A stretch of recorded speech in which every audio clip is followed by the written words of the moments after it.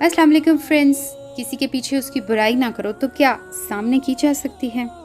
अल्लाह कहता है कि तुम में से कोई किसी की पीठ पीछे किसी की बुराई ना करे, और उसकी शनाख्त बयान की है ये कह के कि क्या तुम अपने मुर्दा भाई का गोश्त खाना पसंद करोगे। तुम्हें तो ये बहुत नापसंद होगा। अगर ये नापसंद है तो पीठ पीछे बुराई भी ना किया करो। पीठ पीछे जब हम बुराई करते हो तो या तो कोई ज़रूरत आ गई है, कोई आदमी आपसे मशवरा करने आया कि मैंने अपनी बेटी का रिश्ता फ़लाँ साहब के या आपके हमसाए में करना है, तो वो कैसे हैं। अगर आपके इल्म में कोई ऐसी चीज़ है कि आगे जाके उन लोगों को नुकसान पहुंच सकता है तो आप शाइस्तगी के साथ बता दें। लेकिन ऐसा नहीं है कि आपको मौका मिल गया और अब आप शिकायत का दफ्तर खोल के बैठ जाएं। मुहद्दिसीन ने जब हदीसों को जमा करना शुरू किया तो रावियों के किरदार के बारे में इसी तरह छान पटक की। वो दुनिया में तो नहीं रहे थे, सब कुछ उनकी पीठ के पीछे हो रहा था, लेकिन ज़ाहिर है उसकी ज़रूरत पड़ गई थी ताकि आप सल्लल्लाहु अलैहि वसल्लम की तरफ किसी गलत बात की निस्बत ना ही हो। सही और गलत हदीस में फ़र्क किया गया। लीडर्स के बाज़ नकाइस और खामियों की तरफ भी तवज्जो दिलानी पड़ जाती है तो ग़ीबत इसमें शामिल नहीं है, लेकिन बग़ैर किसी ज़रूरत के तहकीर की नीयत से, दूसरों को नुकसान पहुंचाने की नीयत से। ज़ाहिर बात है, आपने किसी की बुराई बयान कर दी तो उसकी इज़्ज़त और आबरू में फ़र्क आ पड़ा है। आपने दूसरों की नज़र में उस शख्स का इमेज डाउन कर दिया है। आप जब इस तरह दूसरों की बुराई बयान करते हैं तो लोगों की राय को मुतासर करने में कामयाब हो जाते हैं किसी हद तक। तो दरअसल ये वो चीज़ है जिसको ग़ीबत कहा जाता है।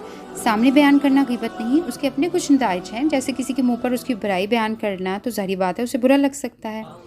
सामने बात करना गुफ्तगू के आदाब में आता है, लेकिन अगर मकसद दूसरे की इस्लाह हो तो शाइस्तगी से बयान करें।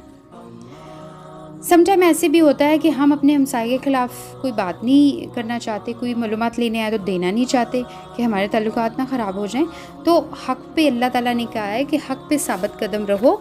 ऐसे मौके में आपको किसी के बारे में कुछ बताना पड़े तो ज़रूर बताएं, लेकिन दूसरों की ग़ीबत इस नीयत से करना कि उसे बाकियों की नज़र में गिरा देना मकसद हो, ये वो चीज़ें हैं जो अखलाक़ी लिहाज से किसी सोसाइटी को तबाह कर देती हैं।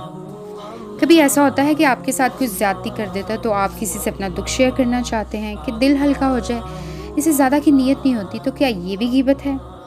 बाज़ हालात में ये नागज़ीर हो जाता है, यानी आप अगर शेयर नहीं करेंगे तो डिप्रेशन में जा सकते हैं, तबीयत ख़राब हो जाती है। तो इस सूरत में भी वही बात है कि आपको हदूद के अंदर रहकर बात करनी चाहिए। यानी किसी ने ज़्यादती की है तो इतना ही बयान कीजिए अपनी किसी बहन भाई या किसी अजीज़ से जो आगे आपकी बात ना बयान करता हो। जितना मामला है उतना ही बयान करें ताकि आपका दिल का भार हल्का हो जाए। लेकिन इस बात का भी ख्याल रखना चाहिए कि आप ये बयान क्यों करने जा रहे हैं। आपकी नीयत अल्लाह के हाथ देखी जा रही है। आपके अमाल का दारोमदार आपकी नीयतों पर है। आपकी नीयत के लिहाज से आपके अमाल तोले जाएंगे। इस अमल में भी एहतियात करनी चाहिए कि कैथारसिस के नाम पर, दिल की भड़ास निकालने के नाम पर आप दूसरों को नुकसान पहुँचा दें या उसकी इज़्ज़त दूसरों की नज़र में ख़राब कर दें। अगर आपकी नीयत ये है तो आपको इससे इज्तनाब करना चाहिए।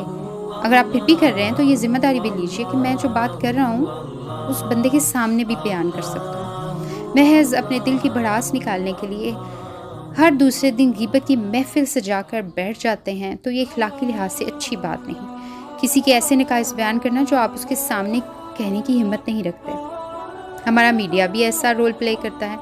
किसी का एक बयान दूसरे का दिखा दिया जाता है और दूसरे का बयान उसको दिखाया जाता है और उसको आपस में लड़वा दिया जाता है। ऐसा क्यों होता है? असल में जो इखलाकी बुराइयां हमारे माशरे में हैं तो वो मीडिया में भी आ जाती हैं, ख़बरों में भी आ जाती हैं, रोड पे भी आ जाती हैं। पूरे माशरे को चाहिए कि वो एक ज़ाब्ता इखलाक की पाबंदी करे। किसी की तहकीर करना ऐसे ही ममनू है जैसे ग़ीबत ममनू है। सूरह हुजरात में अल्लाह जहाँ ग़ीबत का जिक्र कर रहा है वहाँ ये भी कह रहा है कि एक दूसरे का तमस्खुर ना उड़ाओ। हो सकता है जिसका तुम तमस्खुर उड़ा रहे हो वो तुमसे बेहतर हो।